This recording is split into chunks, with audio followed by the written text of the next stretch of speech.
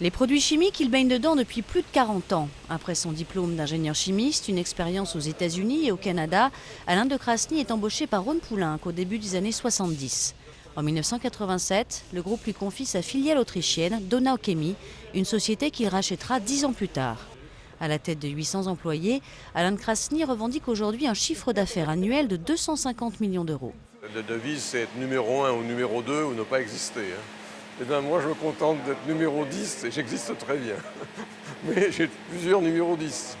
Donau Chemie s'est en effet diversifié en 4 activités, une diversification qui permet au groupe de faire le dos rond pendant la crise. Pour lui, pas question de faire de ses employés la variable d'ajustement.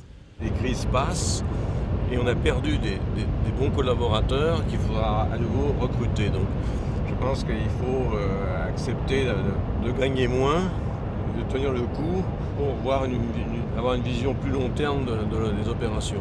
Une vision bien éloignée donc du capitalisme ultralibéral, une approche plutôt paternaliste du monde de l'entreprise. Ici, c'est comme une grande famille et il est un peu notre père à tous. Un père qui peut se montrer parfois très autoritaire. Il est assez extrême. Quand ça ne se passe pas comme il veut, il peut être très cassant. L'Autriche est devenue aujourd'hui le pays d'adoption d'Alain de Crasny. Il y préside la chambre de commerce franco-autrichienne et la société d'assistance aux Français expatriés. C'est dans sa maison sur les hauteurs de Vienne qu'il aime se ressourcer auprès de sa grande famille recomposée et de ses chiens. Dans quelques mois, il quittera ses fonctions de directeur mais continuera à 67 ans d'orienter la stratégie du groupe. Il faut avoir du succès, il faut avoir de la chance.